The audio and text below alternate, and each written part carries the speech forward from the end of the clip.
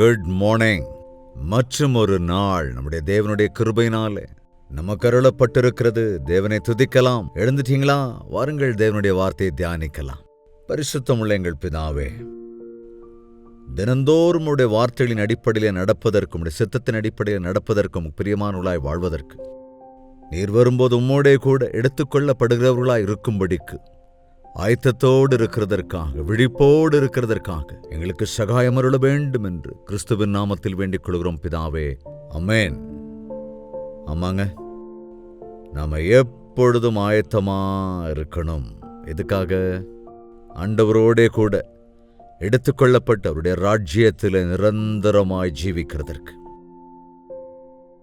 இந்த உலகத்திலே அவருடைய வருகைக்காக உட்கார்ந்துருங்கன்னு சொல்லல, அதுக்கே காத்திருந்து எதையுமே செய்யாம உட்கார்ந்துருங்கன்னு நான் சொல்லலைங்க. நாம் அவரை அறிந்ததற்கு பிறகு, ரட்சிக்கப்பட்டதற்கு பிறகு அவர் நமக்காக வைத்திருக்கிற நோக்கங்களை நாம் நிறைவேற்றி ஆகணும். நீங்க ரட்சிக்கப்பட்டுட்டீங்களா? மனம் திரும்பி இருக்கிறீங்களா? பேப்டிசம் எடுத்துக்கிட்டீங்களா? தவறாம ஆலயத்துக்கு போயிட்டு வர்றீங்களா? என்னங்க, அவ்வளவுதானா? ஆவிக்குரிய பிரகாரமா பலப்படணுங்க. ஒரு சிறு குழந்தை எப்படி நாளுக்கு நாள் வளர்ந்து ஞானத்திலும் அறிவிலும் வளர்ச்சி அடைகிறதோ அதே போல நாமும் ஆவிக்குரிய பிரகாரமாய் வளர்ச்சி அடையணும். ஒரு செடி பெரியதாகிற போது அது என்ன கொடுக்கிறது? கனி கொடுக்கிறது. ஒரு மரம் கனி கொடுக்கிறது போல நம்முடைய வாழ்க்கையும் கூட கனி உள்ளதாய் இருக்கணும். அதாவது நமக்கு நாமே ஆசீர்வாதகரமாய் மாத்திரமல்ல, பிறருக்கும் நாம் ஆசீர்வாதமாய் இருக்க வேண்டும், பிரயோஜனம் உள்ளவர்களாக இருக்க வேண்டும். நீங்கள் எனக்குள் இருந்தால் கனி கொடுக்கிறவர்களாய் இருப்பீர்கள் என்று ஆண்டவர் சொல்லியிருக்கிறார் அல்லவா? நானே திராட்சை செடி, நீங்கள் கொடிகள். நீங்கள் எனக்குள் நிலைத்திருந்தால் நீங்கள் கனி கொடுப்பீர்கள். நம்முடைய வாழ்க்கையிலே கனிகள் இருக்கின்றனவா? ஆவிக்குரிய கனிகள் உண்டா? அன்பு, சந்தோஷம், சமாதானம், நீடிய பொறுமை, தயவு, விசுவாசம், சாந்தம், நற்குணம், கூட இச்சை அடக்கம் என்கிற இந்த ஆவிக்குரிய கனிகள் நமக்குள் இருக்கின்றனவா? ஏன் கிறிஸ்தவத்திலே இன்னும் கனியில்லாத கிறிஸ்தவ வாழ்க்கைக்குள்ளாக நாம் இருக்கிறோம்? எப்பொழுதெல்லாம் நாம் கனி தர வேண்டும் என்று விரும்புகிறோமோ அப்பொழுதெல்லாம் நாம் சோதனைகளுக்கு இலக்காகி விடுகிறோம். பிசாசானவன் நாம் கனி கொடாதபடிக்கு நம்மை தடுப்பதற்கு அவன் முயற்சி மேற்கொண்டு கொண்டேதான் இருப்பான். அதனால்தான் அவனை கண்டுபிடிக்க வேண்டும், அவனுக்கு எதிர்த்து நிற்க வேண்டும். ஒரு வசனம், உன்னத பாட்டு 2வது அதிகாரம் 15வது வசனத்தை வாசிக்கலாம். நம்முடைய திராட்சை தோட்டங்கள் பூவும் பிஞ்சுமாயிருக்கிறதே. நம்முடைய திராட்சை தோட்டங்கள் பூவும் பிஞ்சுமாயிருக்கிறது. ஒரு மரம் கனி கொடுப்பதற்கு முன்பு அதிலே பூ பூக்கும். அது பூ பூத்த பிறகுதான் அது காயாக, தொடர்ந்து கனியாக மாறுகிறது. நாம் திராட்சை தோட்டங்கள் என்றால் இங்கே ஸ்பிரிச்சுவலாக புரிந்து கொள்ள வேண்டிய விஷயம், நம்முடைய இருதயங்கள் கிறிஸ்துவுக்குள் பூத்திருக்கின்றன. நம்மள நிறைய பேருக்கு ஆசை இருக்கிறது உண்மைதான். நம்ம பரிசுத்தமா வாழணும், கிறிஸ்துவுக்காக நிற்கணும், அவருடைய சாட்சிகளாக நிலைநிற்கணும், அவருக்கு பிரியமா வாழணும், அவருடைய குணாதிசயங்கள் எனக்குள்ள இருக்கணும், ஆவிக்குரிய கனிகள் எனக்குள்ள இருக்கணும் என்கிற ஆசை இருக்கா இல்லையா? உண்மைதானங்க. எத்தனையோ நாட்களாக வேத வாக்கியத்தை கேட்கிறோம். அப்ப பழைய சுபாவங்கள் மாறணும், பரிசுத்தமான வாழ்க்கை வாழணுங்கிற ஆசை இருக்குல்ல? அதுதான் பூ பூக்கிற காலம் ஆரம்பமாயிருக்கிறது. திராட்சை தோட்டங்களை கெடுக்கிற குள்ள நரிகளையும் சிறு நரிகளையும் நமக்கு பிடியுங்கள். பூ பூக்கின்ற வயல்களுக்குள்ளாக இந்த நரிகள் புகுந்து அந்த பூக்களை எல்லாம் கெடுத்து விடுகின்றன, வீணாக்கி விடுகின்றன. அதே போல நம்முடைய வாழ்க்கையில நாம் ஆவிக்குரிய பிரகாரமாய் வாழ நினைக்கும் போது, அதற்கான பூ பூக்கிற போது, அது பூக்க ஆரம்பிக்கிற போது, இந்த சாத்தானானவன் குள்ள நரிகளை அனுப்பி, குள்ள நரிகள், அதாவது இந்த பெரிய நரிகள் இல்லையா, நரி அப்படின்னா ஏமாற்று வேலை, தந்திரம், இதெல்லாம் நமக்கு தெரியும் தானே. தந்திரத்தோடு, ஒரு புதுவிதமான யுக்தியோடு கூட நம்முடைய ஆவிக்குரிய வாழ்க்கையை கெடுப்பதற்காக நமக்கு எதிராக சில தாக்கங்களை நாம் உணர முடியும் சாத்தானுடைய சுபாவங்களினால். நீ எப்பொழுது கிறிஸ்துவை போல உயர்ந்தவனாய் இருக்கணும், சாந்த குணமுள்ளவனாய் தாழ்மையோடு பொறுமையோடு இருக்கணும்னு ஆசைப்படுறியோ, அப்படிப்பட்ட சமயத்தில் தான் உனக்குள்ள கர்வம், பெருமை, பொறாமை என்கிற சோதனைகள் எல்லாம் அப்படியே வரும். உனக்குள் அந்த தாழ்மை இல்லாமல் செய்கிற போது, உனக்குள் கர்வம் உண்டாகிற போது, நீ தேவனுக்காக கனி கொடுக்க முடியாமல் அப்பதான் பிசாசானவனை உன்னுடைய வாழ்க்கைக்குள்ளே நீ காண்பிக்கிறாய். கர்வம் அது எப்படிங்க இருக்கும்? வெள்ளையா இருக்குமா இல்லை கருப்பா இருக்குமா? ஆனால் அந்த கர்வத்தோடு இருக்கிறவங்கள பார்த்தா அவர்களுடைய கண் பார்வை, அவருடைய தோள்கள், அவருடைய பேச்சு, அவருடைய தலைகணம் இதெல்லாத்தையும் கவனிக்க முடியும். எனக்கு எல்லாமே தெரியும் என்று சொல்லுகிறவன், தன்னை குறித்து தானே பெருமை பாராட்டுகிறவன், நான் நான் என்று சொல்கிறவன், யார் என்ன சொன்னாலும் எனக்கு தெரியும், நீ எல்லாம் எதுவும் சொல்ல வேண்டிய அவசியம் இல்லை என்று சொல்லுகிறவர்கள் கர்வம் என்ற வைரஸால் பாதிக்கப்பட்டிருக்காங்கிறது அர்த்தம். நீங்கள் கிறிஸ்துவின் பிள்ளைகள் என்றால் தாழ்மையோடு இருக்கணுமே தவிர பெருமையோடு இருக்கக்கூடாது. இன்னொரு குள்ளநரி என்னன்னா பொறாமை. பொறாமைன்னா பிறரை பார்த்து பொறுத்து கொள்ள முடியாதது, சகிப்புத்தன்மையின்மை, ஒருவித வயிற்றெரிச்சல். அடுத்தவங்க நல்லா இருந்துட்டா நமக்குள்ள ஒரு மாதிரி ஆகுதான். மற்றவங்களோட ஒப்பிட்டு நம்மளை கேவலமா பேசினா உடனே நம்ம உள்ளுக்குள்ள சந்தோஷமெல்லாம் அப்படியே போயிடும். அது ஒரு பயங்கரமான நிலைமை. ஸோ பொறாமைன்னா பாவமானு கேட்குறீங்களா? ஆமாங்க. பொறாமை உள்ளவர்கள் தங்கள் அந்தரங்கத்தையே கெடுத்துக் கொள்ளுகிறார்கள். அதாவது இந்த நாட்கள் அசிடிட்டி ப்ராப்ளம், அப்புறம் இந்த மென்டல் டார்ச்சர், இதெல்லாம் எதுனாலங்க?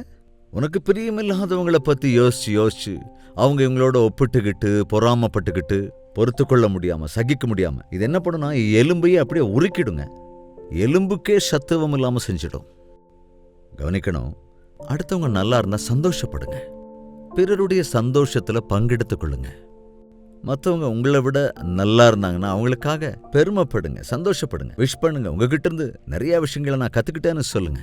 பிறர் அழகா இருந்தாலோ நல்லா ட்ரெஸ் பண்ணாலோ எதுக்காக பொறாமை பண்ணும்? உங்கள் பிள்ளைங்க அழகா நேர்த்தியா நீட்டாக ட்ரெஸ் பண்ண அதை பார்த்து நீங்கள் முத்தம் கொடுப்பீங்களா? இல்லை வேற என்ன செய்வீங்க? பொறாமப்படுவீங்களா? அதே மாதிரி தேவனுடைய பிள்ளைகளாக இருக்கிற நாம் யாரையா இருந்தாலும் நல்ல பார்வையோடு பார்த்தோம் என்றால் பிறரை பற்றி பொறாமை கொள்ள மாட்டோம், விமர்சிக்கவும் மாட்டோம். ஸோ இந்த குள்ளநரி நம்முடைய வாழ்க்கையில் அன்பில்லாமல் செய்து விடுகிற பொறாமை. அதே மாதிரி இன்னொன்று கோபமும் பாவமா? ஆமாங்க. கோபமும் மனதை கெடுத்துவிடும், மனிதனையும் கெடுத்துவிடும். கோபப்பட்டாலும் பாவம் செய்யக்கூடாது. உங்களுடைய கோபம் சூரிய அஸ்தமனத்துக்குள்ள குறைஞ்சு போயிடணும். யார் மேல அனாவசியமாக கோபப்படுறீங்களோ அவங்க கிட்ட போய் மன்னிப்பு கேட்கவும் கற்றுக்கொள்ளணும். தவிர்க்க முடியாத விஷயங்களை தவிர சுயநலத்துக்காக கோபம், இன்னும் யாரோ ஏதோ சொல்லிட்டாங்கன்னு உன்னுடைய அகம்பாவத்தை தொட்டாங்கன்னு கோபம் வந்ததுன்னா அது உன் இருதயத்துக்குள்ள குள்ளநரி புகுந்துருச்சுன்னு அர்த்தம். உன்னை விமர்சிக்கிறவங்க மேல நீ கோபமே படாத, அவங்க ஃபீஸே இல்லாம உன்னை டயக்னோஸ் பண்ற டாக்டர்ஸ் மாதிரி தேங்க்ஸ் சொல்லுங்க. அதை கவனிக்கணும். எப்பவெல்லாம் நாம இந்த கோபத்துக்கு பதிலா தயாள குணத்தை காண்பிக்கிறோமோ, நற்குணத்தை காண்பிக்கிறோமோ, நம்முடைய வாழ்க்கையில கனி கொடுப்போம், கிறிஸ்துவுடைய சுபாவத்தை வெளிப்படுத்துவோம். அடுத்தது நம்முடைய வாழ்க்கைக்குள்ள நுழைவது, நமக்கு தேவன் எல்லாத்தையும் தந்ததற்கு பிறகு, திருப்தியை தந்ததற்கு பிறகு சாப்பாட்டுக்கு அடிமையாயிடுவோங்க. போஜன பிரியம் என்பதும் பாவமாங்க. ஆமா, வாழ்றதுக்காக சாப்பிடணுமே தவிர சாப்பிட்றதுக்காகவே வாழக்கூடாதுங்க. போஜன பிரியத்தை ஜெயிக்க முடியாதவங்க ஆவிக்குரிய வாழ்க்கையில வளரவே முடியாது. சாப்பாட்டு ஆசையை காண்பிச்சு தானே அந்த ஆதாம் ஏவாளை வீழ்த்தினான் பிசாசானவன். சாப்பாட்டுக்காகத்தானுங்க. ஒருவேளை கூழுக்காகத்தானே சேஷ்டபுத்திர பாகத்தை விற்று போட்ட ஏஷா ஒன்றுமில்லாமல் போனா. அதனால தாங்க தானியேலை போல இந்த தீட்டுள்ள ஆகாரம் எனக்கு வேண்டாம் என்று சரீர இச்சைகளை, சாப்பாட்டு இச்சைகளை நாம் ஒதுக்குகிற போதுதான் நாம் கனி கொடுக்க முடியும். அதே போல இன்னொன்று சோம்பேறித்தனம். சோம்பேறித்தனம் என்றால் எந்த வேலையும் செய்யாம எப்ப பார்த்தாலும் யாரோ ஒருத்தர் மேல சார்ந்தே இருக்கிறது. அவரவர் பாரத்தை அவங்கவுங்க தான் சுமக்கணும், அடுத்தவங்க பாரத்தையும் நீங்க சுமக்கலான்னு வேதம் சொல்றது உண்மைதான். அதே நேரம் ஆண்டவரை அறிந்த பிள்ளையாயிருந்தால் பிறருக்கு அவங்க பாரத்தை சுமக்கிறவர்களாக நீ இருப்பியே தவிர உன்னுடைய பாரத்தை அடுத்தவங்க சுமக்கிற மாதிரி இருக்க மாட்டேன். அதனால தான் பவுல் சொல்வான், வேலை செய்யாதவன் சாப்பிடக்கூடாதுன்னு. வேலை செய்யறதுக்காகத்தான் ஆண்டவர் நம்மளை படைச்சிருக்கார். வேலை செய்யும் போதுதான் நல்ல ஆரோக்கியம் கூட நமக்கு இருக்கும், நம்முடைய அவயவங்களெல்லாம் நேர்த்தியா வேலை செய்யும். ஆனால் இன்று அநேகர் சோம்பேறிகளாக இருந்து கொண்டு, குடிகாரர்களாக இருந்து கொண்டு, அந்த குடி போதையினால மணிக்கணக்கா தூங்கிக்கிட்டு அந்த மப்பிலேயே இருந்து வாழ்க்கையே நாசம் பண்றவங்க அத்தனையோ பேரை நம்ம பார்க்குறோம்ல. எந்த வேலையுமே செய்யாம இருக்கிறவனுக்கு பிசாசானவன் வேலை கொடுத்துருவாங்க. Idle man's brain is the devil's workshop என்கிற சோம்பேறியுடைய மூளைதான் சாத்தானுக்கு வேலை செய்யற இடமா இருக்கும். அருவருப்பான யோசனைகள், எண்ணங்கள் எல்லாத்தையும் அங்க உருவாக்கிடுவான். மத்தியானம் சோம்பேறித்தனத்தால தூங்கி எழுந்த தாவீதே எவ்வளவு பயங்கரமான பாவத்தை செஞ்சிட்டான் அன்னைக்கு.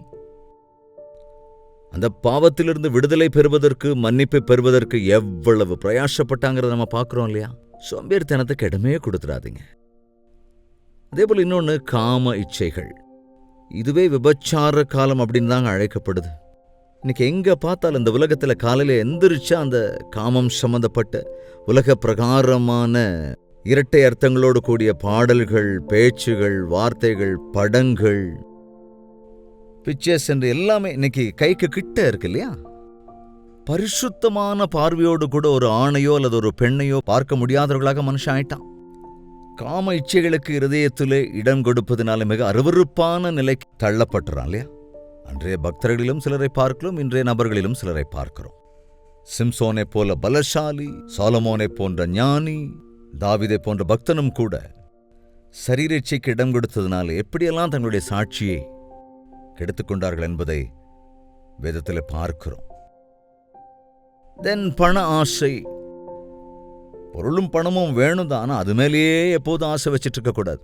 பணம் இருந்தால் பாவம் இல்லை, ஆனா பணத்தையே நம்பிக்கிட்டு இருந்து பணத்துக்காகவே நம்முடைய மனசாட்சியை கூட விற்றோம்னா அதை விட கீழ்த்தரமான செயல் வேற இல்லைங்க. இன்றும் கூட அநேகருடைய வாழ்க்கையில பணத்தை நம்பி நம்பி வாழ்க்கையே இழந்து போயிருக்கிறாங்க. ஆவிக்குரிய வாழ்க்கையை கூட, தேவனுடைய பிரசன்னத்தை கூட இழந்து போன அநேகரை நாம் பார்க்கின்றோம். பணம் அப்படிங்கிறது ஒரு நல்ல வேலைக்காரன், ஆனால் ரொம்ப ரொம்ப கெட்ட எஜமானன். பணம் என்பது உன்னுடைய கண்ட்ரோல்ல, உன்னுடைய காலுக்கு கீழே இருக்கணுமே தவிர உன் தலைக்கு மேல வந்துடக்கூடாது. பணத்தை வச்சு நீ வேலை செய்யலாம், ஆனால் பணமே எல்லான்னு இருக்கக்கூடாது. ஏன்னா இது நம்முடைய ஆவிக்குரிய வாழ்க்கையில நம்மை சோர்வுக்கு தள்ளுகிற ஒரு காரியம். இந்த 7 deadly sins என்கிற இந்த பாவங்கள் ரொம்ப சற்றில்லா வெளிப்படை அப்படியே பெருசா தெரியாம நம்முடைய இருதயத்துக்குள் அப்படியே நுழைந்து நாம் கனி கொடுக்காதபடிக்கு நம்மை தடுத்து கொண்டே இருக்கும். ஸோ இந்த குள்ள நரிகளை நாம பிடிக்கணும். என்னென்ன குள்ள நரிகள் ஞாபகம் இருக்கா? பொறாமை, கர்வம், கோபம், சோம்பேறித்தனம், போஜன பிரியம், காம இச்சைகள், பொருளாசை. இவைகளை மேற்கொள்ளுகிற நாளில்தான் நாம் கிறிஸ்துவுக்காக கனி தருவோம், ஆவிக்குரிய கனிகளை கொடுப்போம், எல்லா விதத்திலும் விருத்தியடைந்து ஆண்டவருடைய நாமத்தை மகிமைப்படுத்துவோம். ஆண்டவரே, ஆவிக்குரிய வாழ்க்கையில் நான் உயராதபடிக்கு, கனிகொடாதபடிக்கு என்னை கெடுத்து கொண்டிருக்கிற இந்த குள்ளநரிகளை பிடிக்கிற விதத்தில் உம்முடைய பரிசுத்த சந்நிதியிலே இருந்து என்னுடைய இருதயத்தை நான் பரிசோதித்துக் கொண்டு உமக்கு பிரியமில்லாத என்னை உமக்கு தூரமாக்கிக் கொண்டிருக்கிற எல்லாவற்றிற்காகவும் நான் அறிக்கையிடும்படிக்கு எனக்கு உதவி செய்யுங்க ஆண்டவரே என்று ஆண்டவரிடத்துல கேளுங்க. கட்டாயமா இந்த குள்ள நரிகளை நம்மால் விரட்ட முடியும். நம்முடைய திராட்சை தோட்டங்கள் பூவும் பிஞ்சுமாயிருக்கிறதே. திராட்சை தோட்டங்களை கெடுத்துக் கொண்டிருக்கிற குள்ள நரிகளை, அதாவது இருதயத்தை கெடுத்துக் கொண்டிருக்கின்ற அநேக இருதயங்களை சாத்தான் பாழாக்கிக் கொண்டிருக்கிறான். அநேக விசுவாசிகளின் இருதயங்கள் கூட கெட்டுப்போகின்றன. தவறான போதனைகளினாலே அநேகருடைய இருதயங்கள் கலங்கிக் கொண்டிருக்கின்றன. உலக ஆசைகளினாலே அநேகர் தங்கள் இருதயங்களிலே சோர்ந்து போய் கிடக்கிறார்கள். இந்த காலை வேளையில ஒரு முறை சிந்தித்து பாருங்கள். ஆவிக்குரிய பிரகாரமாய் கனி கொடுக்கிறீர்களா? தினந்தோறும் தேவனுடைய வார்த்தைகளை கேட்கிறோம், ஜெபிக்கிறோம் என்று சொல்லுகின்றீர்களே. நான் கிறிஸ்தவன், ஆண்டவருடைய பிள்ளை என்று சாட்சி சொல்லுகிறீர்களே. உங்களுடைய உள்ளத்தில் இந்த சின்ன சின்ன பாவங்களிலே ஜெயம் இருக்கிறதா? இந்த சரீர இச்சைகளை உங்களால் மேற்கொள்ள முடிகிறதா? உலக ஆசைகளை உங்களால் ஜெயிக்க முடிகிறதா? இந்த உலகத்தின் நட்பு தேவனுக்கு விரோதமானது என்பதை உணர்ந்து தேவ பிள்ளைகளின் ஐக்கியத்தோடு கூட நீங்கள் முன்னேறுகிறீர்களா? இன்று ஒரு தீர்மானம் எடுத்துக்கொள்ளுங்கள். ஆண்டவரே, இந்த நாள் முதற்கொண்டு உம்முடைய வார்த்தையின் அடிப்படையில் நான் வாழ்வேன். உம்முடைய சித்தத்திற்கு மாத்திரம் நான் கீழ்ப்படிந்திருப்பேன். என்னுடைய இருதயத்தை பத்திரமாய் காத்துக்கொள்ளும்படியாக எனக்கு உதவி செய்யுங்கன்னு நீங்க இருதயத்திலிருந்து ஜீவ ஊற்று வெளியேறும் என்பதனால் எல்லாற்றையும் விட முக்கியமாக உன் இருதயத்தை பத்திரமாய் காத்துக்கொள்ள வேண்டும். குள்ளநரிகள் நுழைந்து விட முடியாதபடி சில்லறை பாவங்கள், சின்ன சின்ன பாவங்கள், சிக்கலுக்குள் மாட்டி விடுகிற பாவங்களுக்கு உன் இருதயத்தில் இடம் கொடாமல் அவ்வப்பொழுது தேவனுடைய வார்த்தைகளால் உன் இருதயத்தை நீ பரிசீலித்துக் கொண்டு பழாக்குகின்ற குள்ளநரிகளை பிடித்து ஆண்டவருடைய பாதத்தில் அர்ப்பணித்து விட்டால் ஆண்டவரே நமக்கு ஜெயத்தை அருளிச் செய்வார். ஜெபிக்கலாமா? பரிசுத்தமும் அன்பும் உள்ள பிதாவே, இந்த வேளையிலாவது எங்கள் இருதயத்தை பாழாக்குகின்ற எங்கள் ஆவிக்குரிய வாழ்க்கையில அழிவை கொண்டு வருகின்ற சாத்தானின் காரியங்களை, பிசாசானவனுடைய சக்திகளை, சிக்கலை கொண்டு வருகிற பாவங்களை நசரேயனாகிய இயேசு கிறிஸ்துவின் நாமத்திலே விடுதலை செய்யும்படி ஜெபிக்கிறோம். கனி கொடுக்க முடியாமல், ஆவிக்குரிய மீனவர்களாய் முன்னேற முடியாமல், உம்முடைய சாயலுக்குள் நாங்கள் மாற முடியாதபடிக்கு எங்கள் ஆவிக்குரிய வாழ்க்கையை பாழாக்கி கொண்டிருக்கின்ற சின்ன சின்ன குற்றங்களிலிருந்து ஆண்டவரே எங்களை விடுவிக்க வேண்டும் என்றும், பரிசுத்த ஆவியை எங்கள் மேல் ஊற்ற வேண்டும் என்றும், எங்கள் நிலைமையை நாங்கள் உணர்ந்து மனஸ்தாபப்பட்டு மனம் திரும்புகிறதற்கும், உம்முடைய இரத்தத்தால் சுத்திகரிக்கப்பட்டு உம்முடைய சாட்சிகளாய் வாழ்கிறதற்கு எங்கள் ஒவ்வொருவருக்கும் சகாயம் அருள வேண்டும் என்றும் கிறிஸ்துவின் நாமத்தில் வேண்டிக் கொள்கிறோம் பிதாவே, ஆமென்.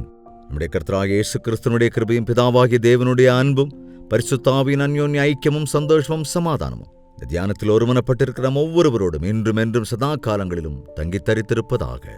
ஆமென். தேவனுக்கு ஸ்தோத்திரம். உங்கள் ஜெபத்தேவைகள் மற்றும் வாரங்களை 8939801234 என்ற நம்பருக்கு, அதேபோல் வெளிநாடுகளில் இருந்தால் 9100100888 என்ற நம்பருக்கு ஒரு டெக்ஸ்ட் ஆகவோ அல்லது வாய்ஸ் மெசேஜ் ஆகவோ வாட்ஸ்அப்பில் அனுப்பி தெரிவியுங்கள். நீங்கள் இதுவரைக்கும் அனுப்பாவிட்டால் இன்று கட்டாயமாக அனுப்புங்கள். முடிந்தால் உங்கள் பிக்சரையும் ஆட் பண்ணி விடுங்கள். எல்லோருடைய பெயரிலும் நாங்கள் ரெஜிஸ்டர் செய்து உங்களுக்காக ஜெபிப்பது மாத்திரமல்ல, இன்ஃபர்மேஷன் எல்லாவற்றையும் உங்களுக்காக அனுப்புகிறோம். நீங்கள் அனுப்புகிற எல்லா காரியங்களுக்காகவும் அன்றன்று இரவே நாங்கள் ஜெபிக்கின்றோம். அநேக எங்களுக்கு பதில் கிடைக்கிறது என்று அறிவிக்கிறதுக்காக கூட நாங்கள் ஆண்டவரை ஸ்தோத்திரிக்கிறோம். டாக்டர் ஜெயபால் யூடியூப் சேனலை சப்ஸ்கிரைப் செய்து கொள்ளுங்கள். அவ்வப்பொழுது நீங்கள் லைக் பட்டனை பிரஸ் பண்ணுவதையும் ஷேர் செய்வதையும் மறந்து விடாமல் இருங்கள். கூடவே உங்களை பற்றியும் எங்களுக்கு சொல்லுங்கள். இதெல்லாவற்றையும் முக்கியமாக இந்த ஊழியங்களுக்காக தொடர்ந்து நீங்கள் ஜெபியுங்கள். தொலைக்காட்சி ஊழியங்கள், சோசியல் மீடியா ஊழியங்கள் எல்லாவற்றுக்காகவும் தொடர்ந்து ஜெபியுங்கள். இந்த பாரமான ஊழியத்தை நாங்கள் தொடர்வதற்கு அது மிகவும் உதவியாக இருக்கும். தேவனுக்கு சித்தமானால் நாளை இதே நேரம் இதே அனுதின தியானத்தில் நாம் மீண்டும் சந்திக்கலாம். அதுவரைக்கும் தேவனுடைய மகா கிருபை உங்களுக்கு துணையாயிருப்பதாக.